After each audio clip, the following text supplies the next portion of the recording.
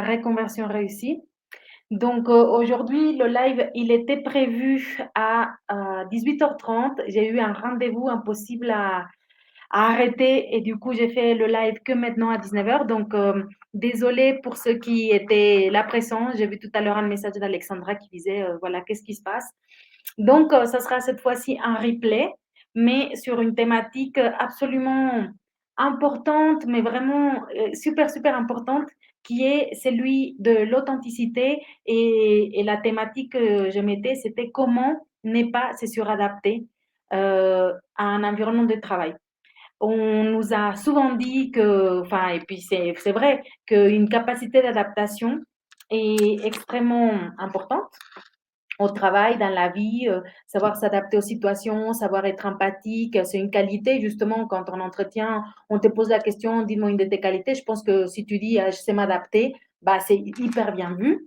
Mais quelle est la limite à partir de laquelle tu ne t'adaptes pas, mais tu te suradaptes à un environnement qui ne te correspond pas, à des collègues, à des situations, à des projets, à des charges de travail qui ne te correspondent plus et que tu arrêtes finalement d'être toi-même et tes contraintes de porter un masque de manière intuitive, de façon à te faufiler dans ton job et répondre aux attentes de la hiérarchie.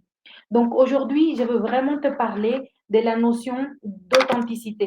En fait, souvent, quand, quand on est dans un job, soit qu'on est nouveau dans le job ou on a des nouveaux collègues, on a cette attitude parfois de restriction envers nous-mêmes, restriction de penser ce qu'on pense, de faire ce qu'on veut faire, de dire ce qu'on veut dire. Je me rappelle quand j'ai travaillé voilà, chez KFC, je me posais beaucoup de questions, même dans les mails, de me dire non, mais je dois d'abord mettre ma N+2, ma N+1, et puis est-ce que telle personne ne va pas se sentir mal parce que je l'ai mis après? Est-ce que j'ai bien formulé? Bref, j'étais tellement dans une quête de perfection, de plaire aux autres, d'être bien vue dans mon travail, que ça devenait ridicule en fait. Aujourd'hui, je me rends compte et que ça dépassait vraiment cette authenticité, cette spontanéité qu'on peut avoir.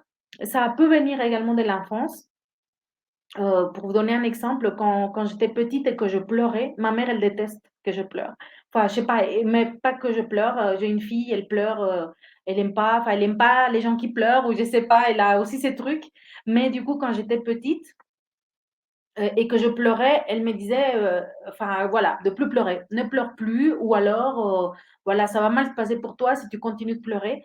Donc peut-être que quelque part, ça a injecté en moi cette notion de, ben, je ne peux pas exprimer tous mes sentiments, ce n'est pas agréable pour tout le monde, je ne peux pas sentir ce que je pense.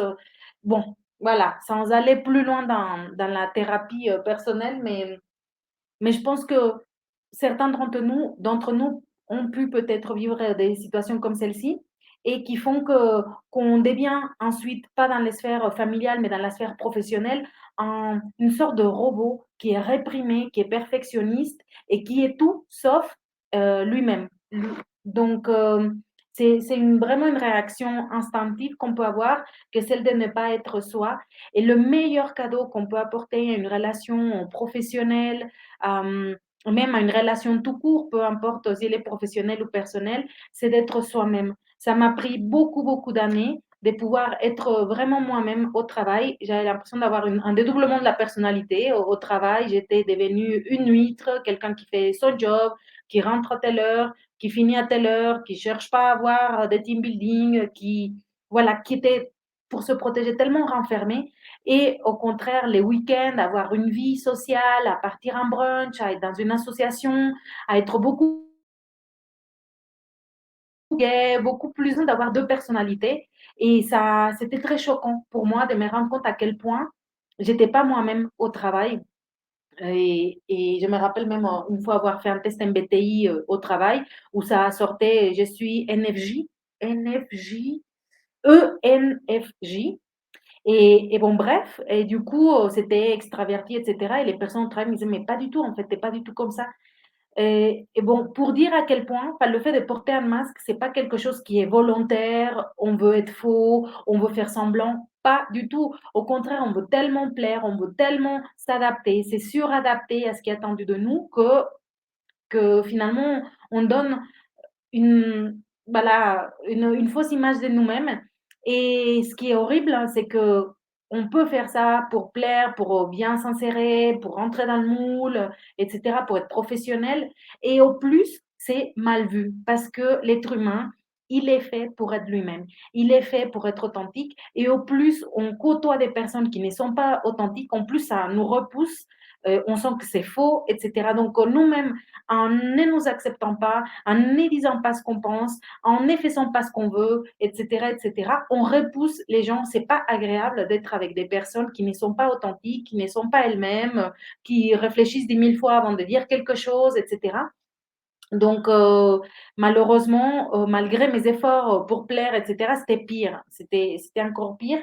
Donc, vraiment, le meilleur cadeau qu'on puisse donner à une relation, au travail, à la personne qui nous recrute, à notre entreprise, c'est d'être nous-mêmes. Et parce que c'est aussi justement que c'est agréable, en fait, pour nous et pour les autres d'être comme ça. Et imaginons que les personnes n'aiment pas quand on est nous-mêmes et qu'ils apprécient pas. À quoi bon rester auprès de personnes qui n'apprécient pas qui tu es, comment tu es, ta personnalité, ton style? Donc, dans tous les cas, tu es gagnant. S'ils apprécient qui tu es pour qui tu es, bah, c'est top. Et s'ils apprécient pas qui tu es, bah, tu peux partir. Et il y a pas besoin de, voilà, de se suradapter et de rester dans ça. Il y a une notion de permission, c'est clair, parce que les premières personnes qui nous infligeons de ne pas être nous-mêmes et qui nous infligeons de nous suradapter à des environnements ou des personnes ou des relations, c'est nous-mêmes. Donc notre, comment dire, la personne la plus dure avec nous, ce n'est pas nos chefs, ce n'est pas notre collègue qui nous met un énième dossier sur le dos et ce collègue, enfin bref, c'est vraiment nous-mêmes qui parfois ne nous donnons pas la permission d'être nous et quand on se donne cette permission, on se relâche. Vous ne savez pas, c'est comme un massage 5 étoiles que de pouvoir s'exprimer comme on veut, au mieux qu'on peut, avec les meilleures intentions. Donc ça nous relâche, c'est vraiment un cadeau. Enfin, je peux vous le dire parce que j'ai tellement été dans cette, professionnellement dans cette idée de plaire, de m'efforcer, de rentrer dans le moule, qu'aujourd'hui, pouvoir vous parler comme je le fais aujourd'hui, c'est tellement libérateur. Je sais que tout n'est pas parfait. Je sais que pour beaucoup d'entre vous, ce que je dis, bah, peut-être que ça vous intéresse pas 100% ou pas du tout. Et ben, le plus important, c'est l'intention avec laquelle j'ai fait les choses et voilà. Donc c'est vraiment hyper relâchant pour moi, relâchant pour la relation, qu'on peut entretenir avec les autres et également, relaxant pour la personne qu'on a en face. Et comme on sait, bah, la seule opinion finalement qui compte, c'est celle qu'on a sur nous-mêmes. Donc aujourd'hui, l'invitation, elle est à vous relâcher, à vous permettre d'être comme vous êtes. C'est une pratique qui se fait vraiment au quotidien. Quand il y aura une nouvelle situation professionnelle, une nouvelle rencontre avec votre chef, votre collègue, où vous avez envie de ne pas être vous, de ne pas oser dire ce que vous pensez, oser dire ce que vous voulez dire, une question à vous poser, c'est est-ce que c'est utile ce que je veux dire? Enfin, je pense que ça peut déjà mettre un filtre. Et si ça est utile et que c'est ça que vous pensez, vraiment osez l'exprimer. Donnez-vous la permission d'être vous, donnez-vous la permission d'exprimer qui vous êtes vraiment. Et comme on l'a dit tout à l'heure, si ça plaît aux autres, bah, tant mieux. Et si ça leur plaît pas, bah, tant pis. Et aussi, ce qui est certain, c'est qu'être authentique, c'est vraiment hyper magnétique. Et c'est surtout un excellent cadeau pour vous. C'est vraiment un cadeau d'acceptation de soi. Donc, quand on dit être vous-même, ça ne veut pas dire non plus être méprisant, être agressif envers les autres, porter vos opinions de manière à ne pas respecter bah, les autres.